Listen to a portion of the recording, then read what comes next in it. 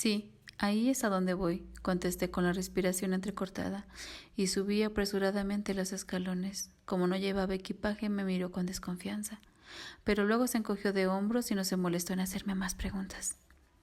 Casi todos los asientos estaban vacíos. Me senté lo más alejada posible del resto de los viajeros y miré por la ventana. Primero a la acera y después al aeropuerto, que se iba quedando muy atrás. No pude evitar imaginarme a Edward de pie en el lugar exacto donde se perdía mi pista. No puedes llorar aún, me dije a mí misma. Todavía me quedaba un largo camino por recorrer. La suerte siguió sonriéndome. Enfrente del IET, una pareja de aspecto fatigado estaba sacando la última maleta de la cajuela de un taxi. Me bajé del autobús. De un salto inmediatamente me lancé hacia el taxi y me introduje en el asiento de atrás. La cansada pareja y el conductor del autobús me miraron fijamente. Le indiqué al sorprendido taxista la dirección de mi madre. Necesito llegar lo más pronto posible. Pero esto está muy lejos, chica, se quejó. Arrojé 4 billetes de 20 sobre el asiento. ¿Con esto es suficiente? Sí, claro, chica, sin problema.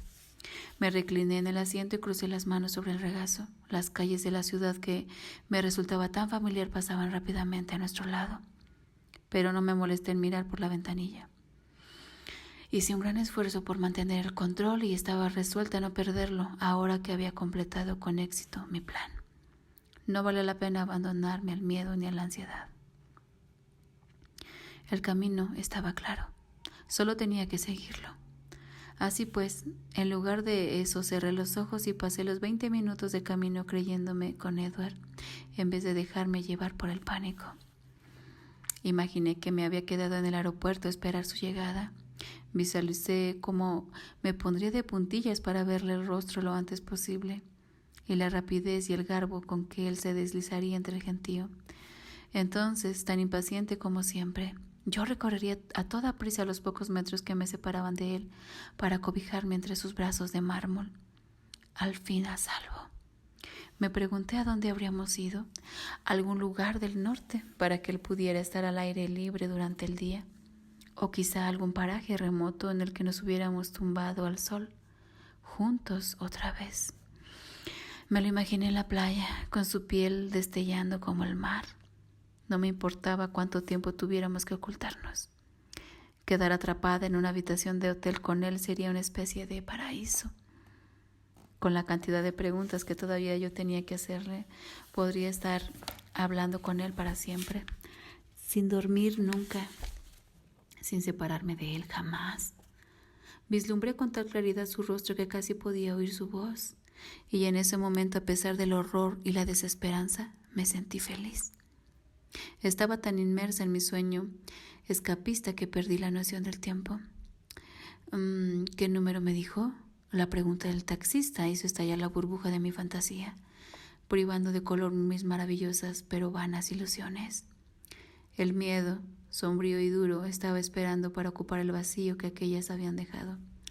58, contesté con voz ahogada.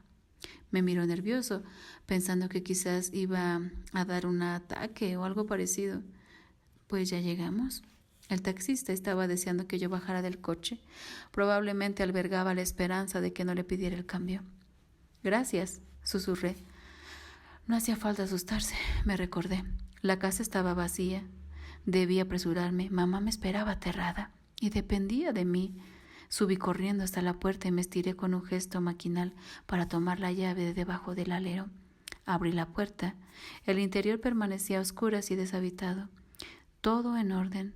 Volé hacia el teléfono y encendí la luz de la cocina en el trayecto. En una pizarra blanca había un número de 10 dígitos, escrito con caligrafía pequeña y cuidada. Pulsé los botones del teclado con precipitación y me equivoqué. Tuve que colgar y empezar de nuevo. En esta ocasión me concentré solo en las teclas, pulsándolas con cuidado, una por una. Lo hice correctamente. Sostuve el auricular en la oreja con la mano temblorosa. Solo sonó una vez. Hola, Bella, contestó James con voz tranquila. Lo hiciste muy rápido, estoy impresionado. Mi madre está bien. Estupendamente. No te preocupes, Bella. No tengo nada en contra de ella. A menos que no venga sola, claro. Dijo esto con despreocupación, casi divertido. Estoy sola. Nunca había estado más sola en toda mi vida. Muy bien. Ahora dime, ¿conoces el estudio de ballet que se encuentra justo a la vuelta de tu casa? Sí, sé cómo llegar. Bien, entonces te veré pronto. Colgué. Salí corriendo de la habitación y crucé la puerta hacia el calor achicharrante de la calle. No había tiempo para volver la vista atrás y contemplar mi casa. Tampoco deseaba hacerlo, tal y como se encontraba ahora vacía, como un símbolo del miedo en vez de un santuario. La última persona que había caminado por aquellas habitaciones familiares había sido mi enemigo. Casi podía ver a mi madre con el rabillo del ojo, de pie a la sombra del gran eucalipto donde solía jugar de niña, arrodillada en un pequeño espacio no asfaltado junto al buzón del correo, un cementerio para todas las flores que había plantado. Los recuerdos eran mejores que cualquier realidad actual, pero aún así los aparté de mi mente rápidamente y me encaminé hacia la esquina, dejándolo todo atrás.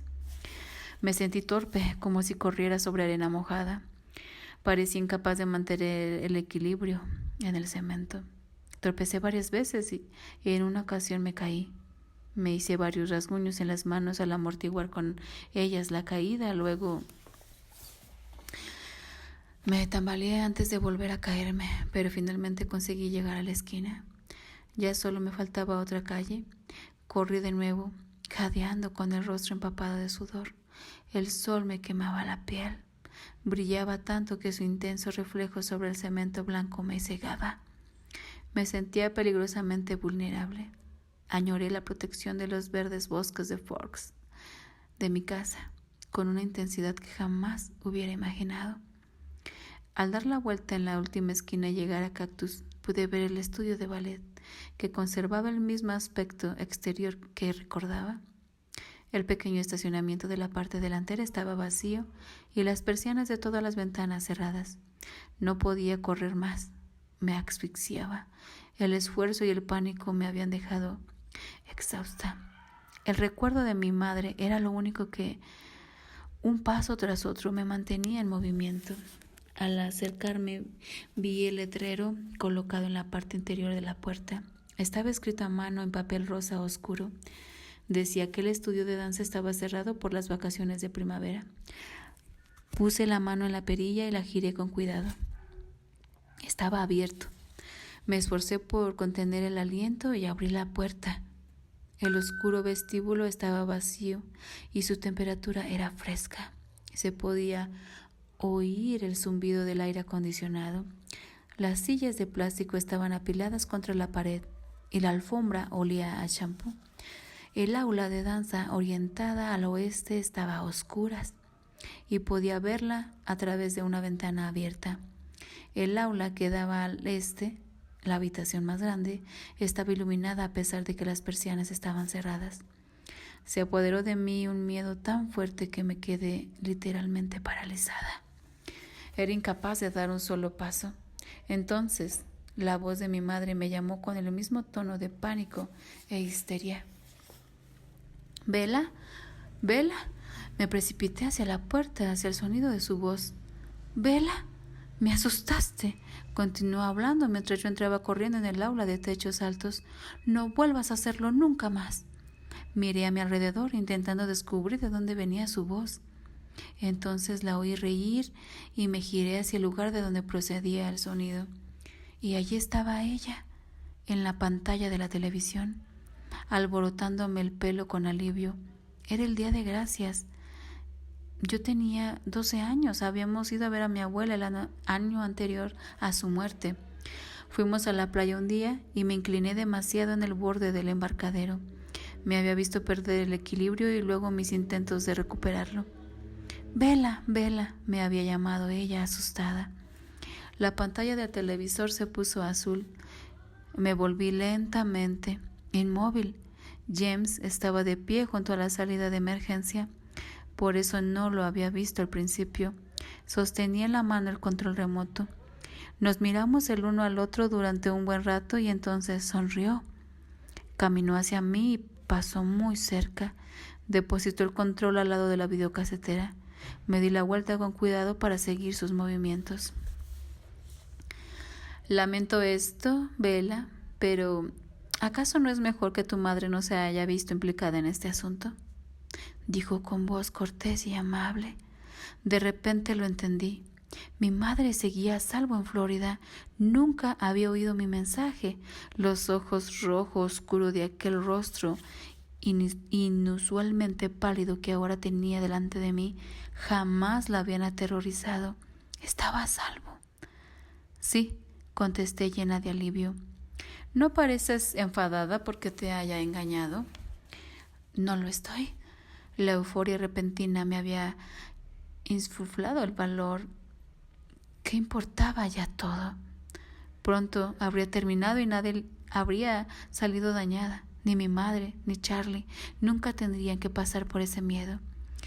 Me sentí casi mareada. La parte más racional de mi mente me avisó que estaba a punto de derrumbarme a causa del estrés. ¡Qué extraño! ¿Lo piensas de verdad? Sus ojos oscuros me examinaron con interés. El iris de sus pupilas era casi negro, pero había una chispa de color rubí justo en el borde. Estaba sediento. Debo concederle a su extraña especie que ustedes, los humanos, pueden resultar bastante interesantes. Supongo que observarlos debe ser toda una atracción. Y lo extraño es que muchos de ustedes no parecen tener conciencia alguna de lo interesantes que son. Estaba cerca de mí, con los brazos cruzados, mirándome con curiosidad. Ni el rostro ni la postura de James mostraban el menor indicio de amenaza. Tenía un aspecto común. No había nada destacable en sus facciones ni en su cuerpo, salvo la piel pálida y los ojos ojerosos, a los que yo ya me había acostumbrado. Vestía una camiseta azul clara, de manga larga y pantalón de mezclilla desgastado. Supongo que ahora me dirás que tu novio te vengará, aventuró casi esperanzado. Oh, eso me pareció. No, no lo creo. De hecho, le pedí que no lo haga. ¿Y qué te contestó? No sé. Resulta extrañamente sencillo conversar con un cazador tan gentil. Le dejé una carta. ¿Una carta? ¡Qué romántico! La voz se endureció un poco cuando añadió un punto de sarcasmo al tono educado. ¿Y crees que te hará caso? Eso espero. Bueno, en tal caso tenemos expectativas distintas. Como ves, esto no ha sido demasiado fácil, demasiado rápido. Para serte sincero, me siento decepcionado. Esperaba un desafío mucho mayor, y después de todo, solo hizo falta un poco de suerte. Esperé en silencio. Hice que Victoria averiguara más cosas sobre ti cuando no consiguió atrapar a tu padre. Carecía de sentido darte caza por todo el planeta cuando podía esperar cómodamente en un lugar de mi elección. Por eso, después de hablar con Victoria, decidí venir a Phoenix para hacerle una visita a tu madre. Te había oído decir que regresabas a casa. Al principio ni se me ocurrió que lo dijeras en serio, pero luego lo estuve pensando. Qué predecibles son los humanos. Les gusta estar en un entorno conocido, en algún lugar que les infunda seguridad. ¿Acaso no sería una estratagema perfecta que si te persiguiéramos acudieras al último lugar en el que deberías estar? Es decir, a donde habías dicho que ibas a ir. Pero claro, no estaba seguro, solo era una corazonada.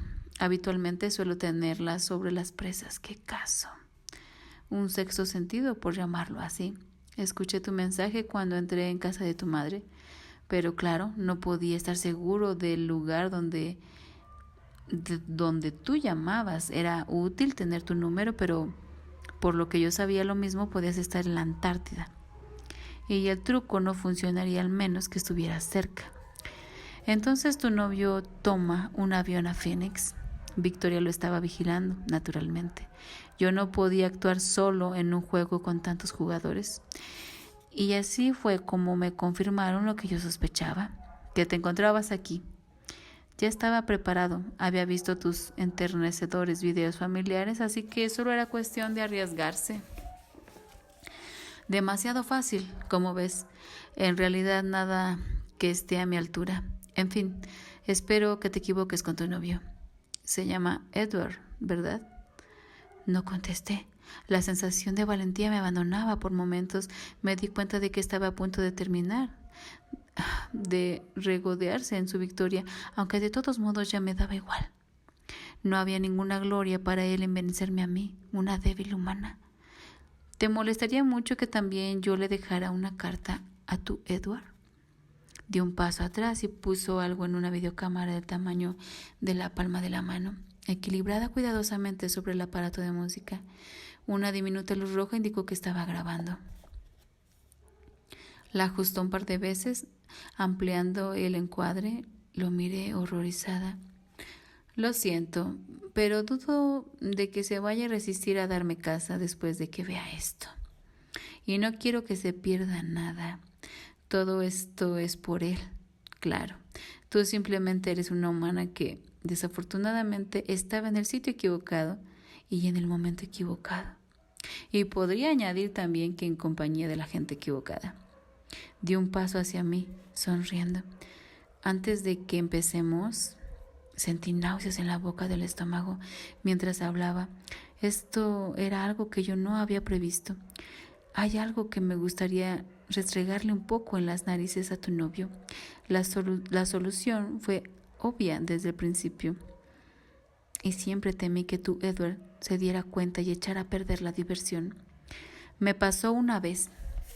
Oh, sí, hace siglos. La primera y única vez que se me ha escapado una presa.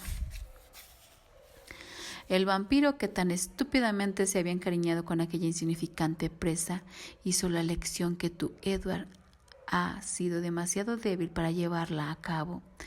Ya ves, cuando aquel viejo supo que iba detrás de su amiguita, la raptó del sanatorio mental donde él trabajaba. Nunca entenderé la obsesión que algunos vampiros tienen por los humanos, y la liberó de la única forma en que podía ponerla a salvo. La pobre criaturita ni siquiera pareció notar el dolor. Había permanecido encerrada demasiado tiempo en aquel negro agujero de su celda. 100 años antes la habrían quemado en la hoguera por sus visiones. Pero en el siglo XIX te llevaban al psiquiátrico y te administraban tratamientos de electroshocks. Cuando abrió los ojos fortalecida con su nueva juventud, fue como si nunca antes hubiera visto el sol. El viejo la convirtió en una nueva y poderosa vampira. Pero entonces yo ya no tenía ningún aliciente para tocarla, suspiró. En venganza, maté al viejo. Alice, dije en voz baja atónita. Sí, tu amiguita. Me sorprendió verla en el claro del bosque. Supuse que su aquelarre obtendría alguna ventaja de esta experiencia. Yo te tengo a ti y ellos la tienen a ella, la única víctima que se me ha escapado. Todo un honor, la verdad. Y tenía un olor realmente delicioso. Aún lamento no haber podido probarla. Olía incluso mejor que tú. Perdóname, no quiero ofenderte. Tú hueles francamente bien, un poco floral, creo. Dio otro paso hacia mí hasta situarse a poca distancia. Tomó un mechón de mi pelo y lo olió con delicadeza.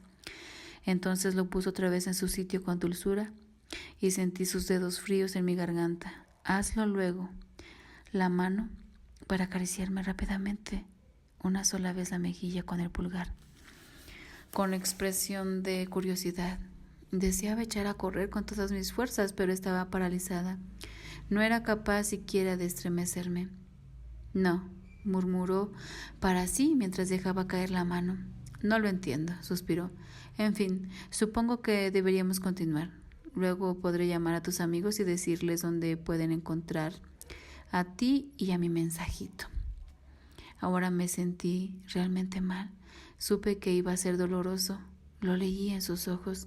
No se conformaría con ganar, alimentarse y desaparecer. El final rápido con que yo contaba no se produciría. Empezaron a temblarme las rodillas y temí caerme de un momento a otro. El cazador retrocedió un paso y empezó a dar vueltas en torno de mí con un gesto indiferente, como si quisiera obtener la mejor pista posible de una estatua en un museo. Su rostro seguía siendo franco y amable mientras decidía por dónde empezar. Entonces se echó hacia atrás y se agazapó en una postura que reconocí de inmediato. Su amable sonrisa se ensanchó y creció hasta dejó ver una sonrisa y convertirse en un montón de dientes visibles y relucientes. No pude evitarlo. Intenté correr, aún sabiendo que sería inútil y que mis rodillas estaban muy débiles. Me invadió el pánico y salté hacia la salida de emergencia. Lo tuve delante de mí en un abrir y cerrar de ojos. Actuó tan rápido que no vi si había usado los pies o las manos. Un golpe demoledor impactó en mi pecho y sentí que volaba hacia atrás, hasta sentir el crujido del cristal al romperse cuando mi cabeza se estrelló contra los espejos. El cristal se agrietó y los trozos se hicieron añicos al caer al suelo a mi lado. Estaba demasiado aturdida para sentir el dolor. Ni siquiera podía respirar. Se acercó muy despacio. Esto le dará un efecto muy bonito, dijo con voz otra vez amable mientras examinaba el caos en los cristales.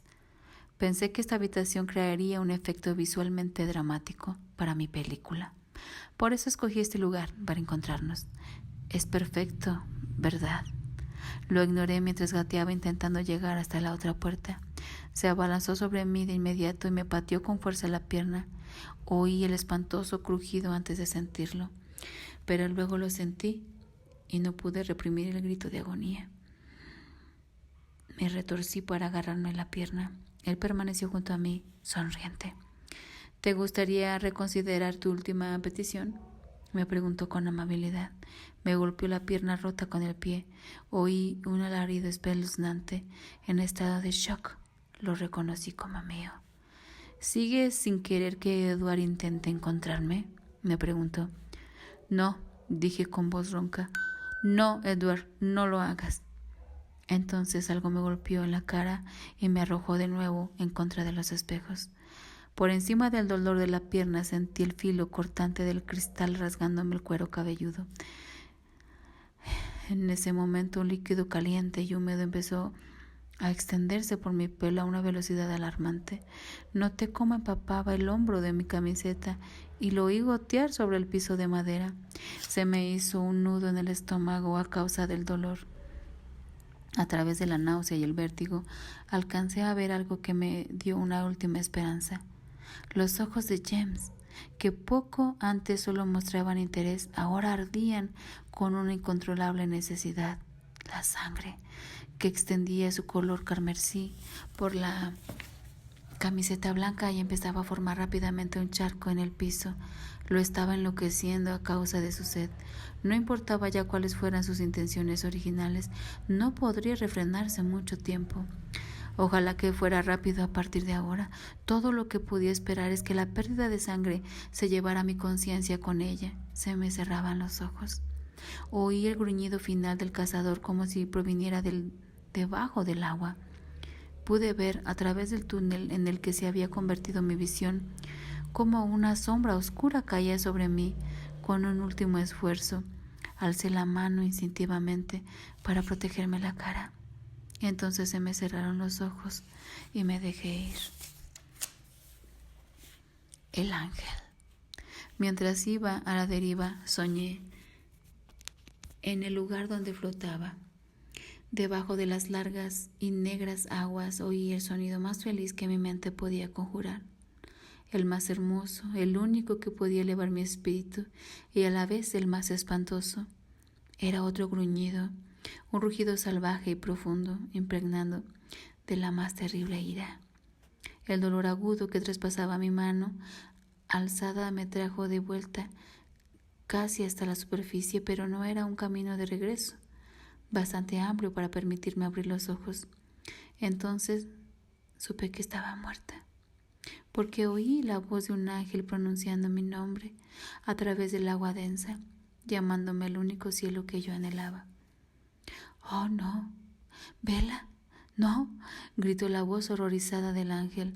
Se produjo un ruido, un terrible tumulto que me asustó detrás de aquel sonido anhelado.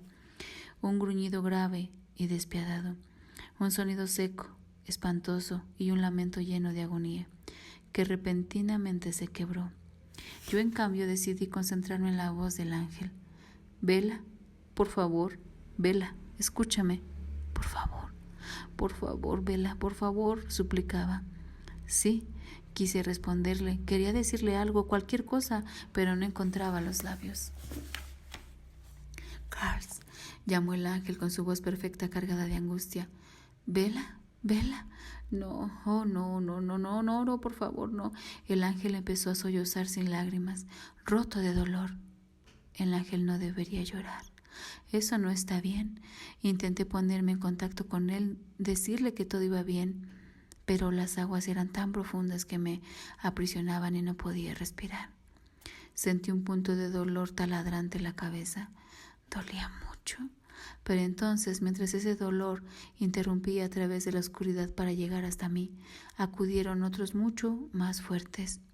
Grité mientras intentaba aspirar aire y emerger del golpe del estanque oscuro. —¿Bella? —gritó el ángel. —Ha perdido algo de sangre, pero la herida no es muy profunda —explicaba una voz tranquila. Echa una ojeada a su pierna. Está rota. El ángel reprimió en los labios un aullido de ira. Sentí una punzada aguda en el costado. ¿Aquel lugar no era el cielo? Más bien, no. Había demasiado dolor aquí para que lo fuera. Y me temo que también estén rotas algunas costillas, continuó diciendo metódicamente la voz serena. Aquellos dolores agudos iban remitiendo. Sin embargo, apareció uno nuevo, una quemazón en la mano que anulaba todos los demás. Alguien me estaba quemando. Edward, intenté decirle, pero mi voz sonaba pastosa y débil. Ni yo era capaz de entenderme. Bella, ¿te vas a poner bien? ¿Puedes oírme, Bella? Te amo. Edward, lo intenté de nuevo. Parecía que la voz se me iba aclarando. Sí, estoy aquí. Me duele, me quejé. Lo sé, Bella, lo sé. Entonces a lo lejos lo escuché preguntar angustiado. ¿No puedes hacer nada? Mi maletín, por favor. No respires, Alice, eso te ayudará, aseguró Carls. ¿Alice? Gemí. Está aquí. Fue ella la que supo dónde podíamos encontrarte. Me duele la mano, intenté decirle. Lo sé, Bella. Carls te administrará algo que te calme el dolor. Me arde la mano, conseguí gritar, saliendo al fin de la oscuridad y pestañeando sin cesar. No podía verle la cara porque una cálida oscuridad me empañaba los ojos. ¿Por qué no veían el fuego y lo apagaban? La voz de Edward solo asustada. ¿Bella? ¡Fuego! ¡Que alguien apague el fuego! Grité mientras sentía cómo me quemaba. Carls, la mano, la mordió. La voz de Carls había perdido la calma, estaba horrorizado. Oí cómo Edward se quedaba sin respiración del espanto. Edward, tienes que hacerlo, dijo Alice. Cerca de mi cabeza, sus dedos fríos me limpiaban las lágrimas. No, rugió él. Alice, gemí. Hay otra posibilidad, intervino Carls. ¿Cuál? Suplicó Edward. Intenta succionar la ponzoña. La herida es bastante amplia. Mientras Carls hablaba podía sentir cómo aumentaba la presión en mi cabeza. Algo pinchaba y jalaba la piel. El dolor que esto me provocaba desaparecía ante la quemazón de la mano. ¿Funcionará? Alice parecía tensa. No lo sé, reconoció Carls, pero hay que darse prisa. Carls, Edward vaciló. No sé si voy a ser capaz de hacerlo. La angustia había aparecido de nuevo en la voz del ángel. Sea lo que sea, es tu decisión, Edward. No puedo ayudarte. Debemos cortar la hemorragia si vas a sacar sangre de la mano. Me retorcí prisionera de esta ardiente tortura, y el movimiento hizo que el dolor de la pierna llamara de forma escalofriante. Edward, grité y me di cuenta de que había cerrado los ojos de nuevo. Los abrí desesperada para volver a ver su rostro, y allí estaba. Por fin pude ver su cara perfecta, mirándome fijamente, crispada en una máscara de indecisión y de dolor. Alice, encuentra algo para que le entablille la pierna. Carl seguía inclinado sobre mí, haciendo algo en mi cabeza. Edward, debes hacerlo ya o será demasiado tarde. El rostro de Edward se veía demacrado. Lo miré a los ojos y al fin la duda se vio sustituida por una determinación inquebrantable. Apretó las mandíbulas y sentí como sus dedos fuertes y frescos tomaban mi mano ardiente. Entonces inclinó la cabeza sobre ella y sus labios fríos presionaron contra mi piel. El dolor empeoró. Aullé y me debatí entre las manos heladas que me sujetaban. Oí hablar a Alice, que intentaba calmarme. Algo pesado me inmovilizó la pierna contra el suelo y Carl me sujetó la cabeza con sus brazos de piedra. Entonces, despacio, dejé de retorcerme conforme la mano se me entumecía más y más. El fuego se había convertido en un rescoldo mortecino que se concentraba en un punto más pequeño. Y mientras el dolor desaparecía, sentí cómo perdía la conciencia, deslizándome hacia alguna parte. Me aterraba volver a aquellas negras aguas y perderme de nuevo en la oscuridad. Edward, intenté decir. No logré escuchar mi propia voz, aunque ellos sí parecieron oírme. Está aquí a tu lado, Bella. Quédate, Edward, quédate conmigo. Aquí estoy. Parecía agotado, pero triunfante. Suspiré, satisfecha. El fuego se había apagado y los otros dolores se habían mitigado mientras el sopor se extendía por todo mi cuerpo. ¿Has extraído toda la ponzoña?, preguntó Carl desde un lugar muy, muy lejano. La sangre está limpia, dijo Edward con serenidad. Puedo sentir el sabor de la morfina. ¿Bella?, me llamó Carl. Hice un esfuerzo por contestarle. ¿Ya no notas la quemazón? No, suspiré. Gracias, Edward. Te quiero, contestó él. Lo sé.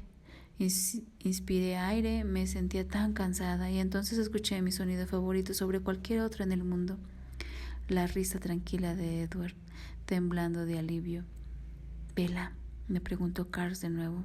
Fruncí el entrecejo. Quería dormir. ¿Qué? ¿Dónde está tu madre?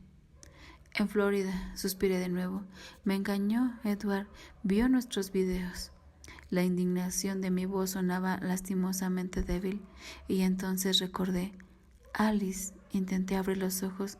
Alice, el video. Él te conocía tu procedencia.